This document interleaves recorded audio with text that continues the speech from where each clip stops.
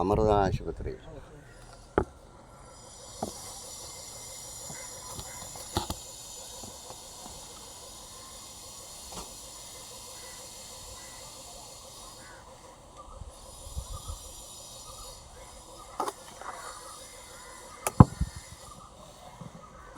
ബഹുമാന്യരായ ദേശനിവാസികളെ, പ്രിയമുള്ളവരെ, അല്പസമയം നിങ്ങളുടെ മുന്നിൽ വന്നു നിൽക്കുവാനും കർത്താവായ യേശുക്രിസ്തുവിൻ്റെ മാറ്റമില്ലാത്ത വചനത്തെ നിങ്ങളോട് അല്പസമയം സംസാരിക്കുവാനും സർവകൃപാലുവായ ദൈവം എനിക്ക് മാത്രമല്ല, അത് കേൾക്കുവാനുള്ള ഭാഗ്യവും കൃപയും നിങ്ങൾക്കും തന്നതിനായി ദൈവത്തിന് നമുക്ക് നന്ദിയോടെ സ്തോത്രം ചെയ്യുന്നു. ഒരല്പസമയം മാത്രമാണ് ഇവിടെ നിന്നുകൊണ്ട് സംസാരിക്കുവാൻ ആഗ്രഹിക്കുന്നത്. അല്പസമയം ഞാൻ പ്രസംഗിച്ചാലും നിങ്ങളത് ശ്രദ്ധിക്കുകയും വിശ്വസിക്കുകയും ചെയ്താൽ നിങ്ങൾക്കത് വലിയ അനുഗ്രഹവും ആയിരിക്കും. കുറച്ചേറെ സമയം ഞാനിവിടെ നിന്ന് ദൈവവചനം നിങ്ങളോട് പ്രസംഗിച്ചാൽ അപ്പോഴും അത് കേൾക്കുകയും വിശ്വസിക്കുകയും ചെയ്യുന്ന നിങ്ങൾക്ക് ദൈവത്തിൻ്റെ അനുഗ്രഹവും ദൈവത്തിൻ്റെ സമാധാനവും ദൈവത്തിൻ്റെ സ്നേഹവും അനുഭവിക്കുവാൻ കഴിയും. അങ്ങനെയാണ് തിരുവഴുത്ത് പഠിപ്പിക്കുന്നത്. അപ്പോൾ നമ്മൾ വിശ്വസിക്കുമ്പോൾ, ദൈവത്തിൽ വിശ്വസിക്കുമ്പോൾ, യേശുക്രിസ്തുവിൽ വിശ്വസിക്കുമ്പോൾ നമ്മുടെ മനസ്സിൽ ഒരു കണക്കുകൂട്ടലുണ്ട്. ഞാൻ യേശുക്രിസ്തുവിനോട് അതിശക്തമായി പ്രാർത്ഥിക്കുകയാണ് എൻ്റെ ആവശ്യം പെട്ടെന്ന് നിറവേറ്റി തരുവാൻ. ആവശ്യം എൻ്റെതാണെങ്കിലും നമ്മളെക്കാൾ മുൻപ് തന്നെ അത് ദൈവം അറിയുകയും അത് നിറവേറ്റി തരുവാൻ ആ സമയത്തിനായി ദൈവം കാത്തിരിക്കുകയും ചെയ്യുകയാണ്. അപ്പോൾ ചിലപ്പോൾ നാം പ്രാർത്ഥിക്കുമ്പോൾ തന്നെ നമുക്ക് മറുപടി ലഭിക്കും. ചിലപ്പോൾ നാം പ്രാർത്ഥിച്ച് കുറച്ചു നാൾ കഴിഞ്ഞായിരിക്കും നമുക്ക് മറുപടി ലഭിക്കുന്നത്. അപ്പോൾ മറുപടി ലഭിച്ചില്ല എന്നും പറഞ്ഞ് നാം ദൈവത്തിൻ്റെ നിന്നുള്ള വിശ്വാസം നഷ്ടപ്പെടുത്തി ദൈവത്തെ ഉപേക്ഷിച്ച് നാം പിന്മാറിപ്പോവുകയോ അല്ലെങ്കിൽ പുറകോട്ട് പോകുകയോ ചെയ്യുന്നവരാകരുത്. ദൈവം വാഗ്ദത്തം ചെയ്തിരിക്കുന്നതായതുകൊണ്ട് അത് നമുക്ക് ദൈവം നൽകും. നാം അത് അനുഭവിക്കുകയും ചെയ്യും. പക്ഷേ നാം വിശ്വാസത്തോടെ ദൈവത്തിൻ്റെ സന്നിധിയിൽ കാത്തിരിക്കേണ്ടതാണ്. അപ്പോഴാണ് ദൈവം നമുക്കത് നൽകുന്നത്. കാരണം ചിലപ്പോൾ ദൈവം നമ്മെ ഒന്ന് പരീക്ഷിക്കുകയായിരിക്കും. ഇവർക്ക് ഞാൻ ഇപ്പോൾ തന്നെ അവരുടെ ആവശ്യം നിറവേറ്റി കൊടുത്തില്ലെങ്കിൽ അവർ എന്നെ ഉപേക്ഷിച്ച് പൊയ്ക്കളയുമോ എന്നൊക്കെ ചിലപ്പോൾ ദൈവത്തിന് തോന്നിക്കാണും. ആയതിനാൽ പ്രിയമുള്ളവരെ, ദൈവത്തിലുള്ള വിശ്വാസം നാം എപ്പോഴും മുറുകെ പിടിക്കേണ്ടവരാണ്. ദൈവത്തിലുള്ള വിശ്വാസം നാം മുറുകെ പിടിക്കുമ്പോഴാണ് നമുക്ക് വലിയ സന്തോഷം അനുഭവിക്കുവാൻ കഴിയുന്നത്.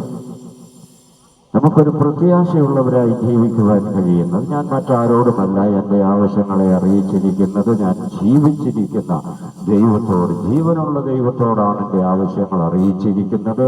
ആയതിനാൽ ആ ദൈവം എനിക്കത് തരാൻ ദൈവം ബാധ്യസ്ഥനാണ്. ഞാൻ ദൈവത്തിൻ്റെ മകനാണ്, അല്ലെങ്കിൽ ദൈവത്തിൻ്റെ മകളാണ്. എനിക്കത് ലഭിക്കണം. എനിക്കത് ലഭിക്കുവാൻ ഞാൻ അർഹതപ്പെട്ടവളാണ്, അല്ലെങ്കിൽ അർഹതപ്പെട്ടവനാണ്. ആയതിനാൽ തീർച്ചയായും അത് ലഭിക്കുന്നത് വരെയും നാം വിശ്വാസത്തോടെ കാത്തിരിക്കുന്നത് തന്നെയാണ് നമ്മുടെ ജീവിതത്തിൽ സംഭവിക്കുന്ന വിടുതലും അനുഗ്രഹവും. യേശുവിൻ്റെ ശിഷ്യന്മാർ യേശുവിനോട് കൂടെ നടക്കുകയും യേശു അവരെ പഠിപ്പിക്കുകയും ദൈവരാജ്യത്തിന്റെ മർമ്മങ്ങളെ അവർക്ക് വെളിപ്പെടുത്തി കൊടുക്കുകയും ഒക്കെ ചെയ്തെങ്കിലും പലപ്പോഴും യേശു അവരെ അല്പവിശ്വാസികളെ എന്ന് വിളിക്കുന്നുണ്ട്. എന്താണ് അല്പവിശ്വാസി? പലപ്പോഴും മാറി മറിഞ്ഞു പോകുന്നവർ. ഒരു കാറ്റ് പോലെ, കാറ്റ് എവിടെ നിന്ന് വരുന്നു, എങ്ങോട്ട് പോകുന്നു എന്നൊക്കെ നമുക്ക് തിരിച്ചറിയുവാൻ കഴിയുകയില്ല. എന്ന് പറഞ്ഞതുപോലെ നമ്മുടെ വിശ്വാസവും പലപ്പോഴും മാറി മറിഞ്ഞു പോകും. എന്ത് കാരണത്താൽ മാറിപ്പോയി? എന്തിനു വേണ്ടിയാണ് ദൈവത്തിൽ നിന്നുള്ള വിശ്വാസം നഷ്ടപ്പെട്ടു പോയത്? ഞാൻ പ്രാർത്ഥിച്ച വിഷയം ദൈവം എനിക്ക് നടത്തി തരാതിരുന്നത് കൊണ്ടോ, അല്ലെങ്കിൽ ദൈവം അങ്ങനെ ചെയ്തു തരികയില്ലെന്നോ ഒക്കെയുള്ള തോന്നലുകളാണ് നമ്മളെ പലപ്പോഴും ദൈവത്തിൽ നിന്ന് അകറ്റിക്കളയുകയും ദൈവം നമുക്ക് തരുവാൻ ആഗ്രഹിക്കുന്നതായ വാഗ്ദത്ത പ്രകാരമുള്ള അനുഗ്രഹം താമസിച്ചു പോകുന്നത്. അപ്പോൾ ഇവിടെ ശിഷ്യന്മാരെ പലപ്പോഴും യേശു അല്പവിശ്വാസികളെ എന്ന് വിളിച്ചു. അല്പവിശ്വാസികളെ എന്ന് വിളിച്ച് അപ്പോൾ അവരോർത്തു, ഞങ്ങൾ ഇത്രയും കാലം ഈ ഗുരുവിന്റെ കൂടെ നടന്നിട്ട് ഞങ്ങളെ ഇപ്പോൾ ഗുരു തന്നെ അല്പവിശ്വാസികളെന്ന് വിളിക്കുന്നു. അപ്പോൾ പ്രിയമുള്ളവരെ, നമ്മുടെ ജീവിതത്തിലും ഇതുപോലെ തന്നെ നാം അല്പവിശ്വാസികളാണെങ്കിൽ പോലും ദൈവം നമ്മെ അനുഗ്രഹിക്കുക മാത്രമല്ല, നമുക്ക് വലിയ പദവികൾ കൂടെ ദൈവം തരും. ഈ അല്പവിശ്വാസികളെ നിങ്ങളെ ഞാൻ എത്രത്തോളം സഹിക്കുമെന്ന് ചോദിച്ച ആ യേശു തന്നെ ഈ ശിഷ്യന്മാർക്ക് സ്വർഗരാജ്യത്തിന്റെ താക്കോൽ അവരുടെ കയ്യിലേക്ക് ഏൽപ്പിച്ചു കൊടുത്തു. മരിച്ചവരെ ഉയർപ്പിക്കുവാനുള്ള അധികാരം കൊടുത്തു. രോഗികളെ സൗഖ്യമാക്കുവാനുള്ള അധികാരം കൊടുത്തു. ഭൂതങ്ങളെ പുറത്താക്കുവാനുള്ള അധികാരം കൊടുത്തു. ഇതൊക്കെ ആർക്കാ ലഭിച്ചത്? ഈ അല്പവിശ്വാസികളെ എന്ന് വിളിച്ച ആ മനുഷ്യർക്കാണ്.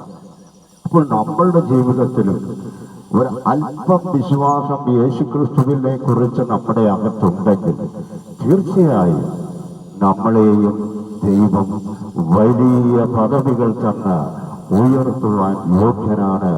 ഉയർത്തുവാനായി ദൈവം നമുക്കായി കാത്തിരിക്കുകയാണ്. നമ്മൾ ദൈവത്തിന്റെ സന്നിധിയിൽ, ദൈവത്തിന്റെ മുൻപിൽ നാം ഉറപ്പുള്ളവരും വിശ്വാസമുള്ളവരും കുലുങ്ങിപ്പോകാത്തവരുമായി നിൽക്കണം എന്നുള്ളതാണ്. അല്പം താമസിക്കുമായിരിക്കും, എന്നാലും ദൈവം വാഗ്ദത്തം ചെയ്തിരിക്കുന്നതാണ്, നിനക്ക് ഞാൻ തന്നിരിക്കും, അത് ലഭിക്കും. അതുവരെയും നാം കാത്തിരിക്കണം പ്രിയമുള്ളവരെ.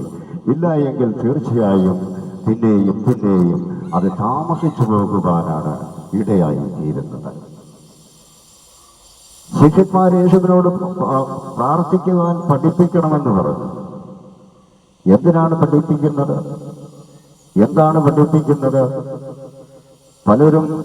പലപ്പോഴും തെറ്റിദ്ധരിക്കാറുണ്ട്. ഞങ്ങളുടെ പ്രാർത്ഥനയ്ക്ക് എന്തോ ഒരു പിശക് പറ്റിയിട്ടുണ്ട്, എന്തോ ദൈവത്തിന് ഇഷ്ടപ്പെടാത്ത കാര്യങ്ങളൊക്കെ ഈ പ്രാർത്ഥനയ്ക്കകത്ത് കയറി വരുന്നുണ്ട്. അതൊക്കെ കാരണമായിരിക്കും അനുഗ്രഹവും അല്ലെങ്കിൽ വിടുതലും സംഭവിക്കാത്തത് എന്ന്. ഒരിക്കലുമല്ല. നമ്മൾ ദൈവത്തിൽ വിശ്വസിച്ചുകൊണ്ട് പ്രാർത്ഥിക്കുന്നത് നമ്മുടെ ആവശ്യമാണ്. ആ ആവശ്യം നമ്മളുടെ പ്രാർത്ഥന കേൾക്കുന്ന ദൈവം നമുക്ക് സാധിച്ചു തരും. ആഴത്തിൽ കുഴിച്ച് വീട് പണിത മനുഷ്യൻ, അവന്റെ അടിസ്ഥാനം തുടങ്ങിയിരിക്കുന്നത് പാറയിൽ നിന്നാണ്. അപ്പോൾ ആഴത്തിൽ കുഴിക്കുക എന്ന് പറയുന്നത് അല്പം പ്രയാസമുള്ള കാര്യമാണ്. ആഴത്തിൽ കുഴിച്ചെങ്കിൽ മാത്രമേ പാറമേൽ നിന്ന് അടിസ്ഥാനമിട്ട് വീട് പണിയുവാൻ കഴിയുകയുള്ളൂ.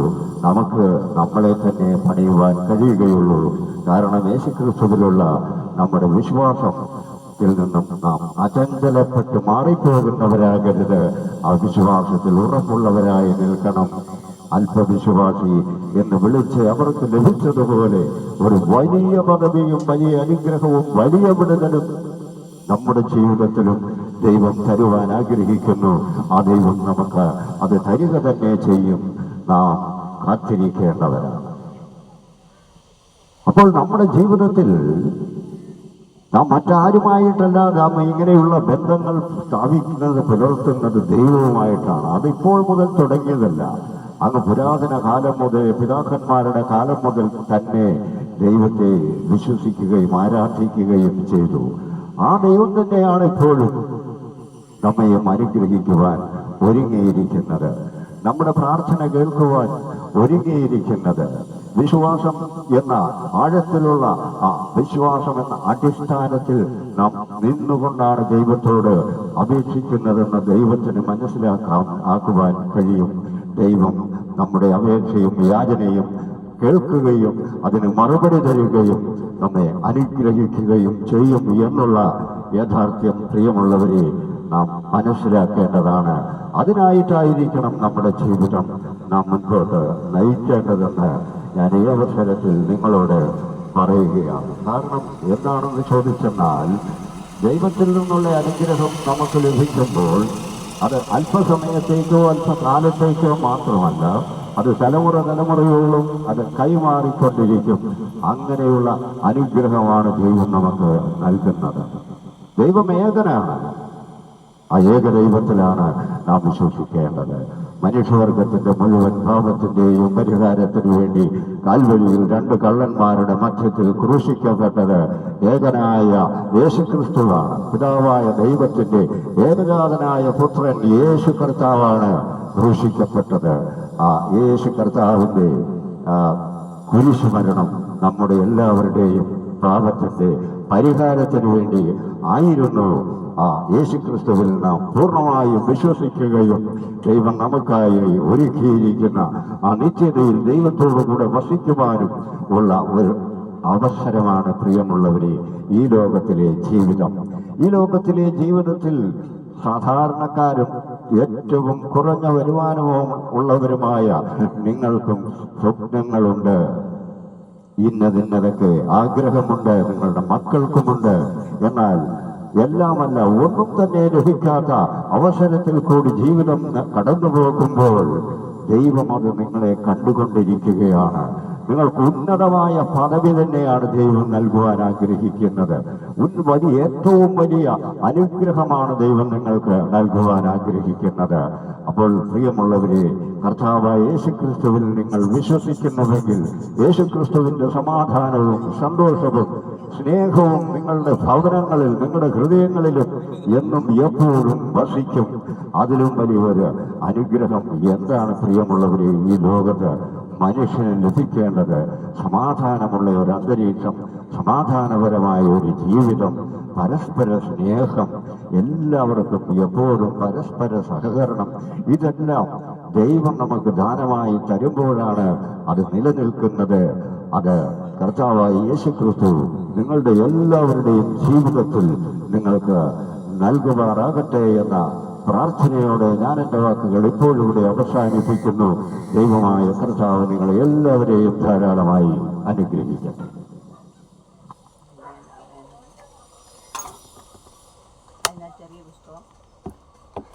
ഇതോ അത് വേറെ പാഠപുസ്തകമല്ല. ഞാൻ പാഠപുസ്തകം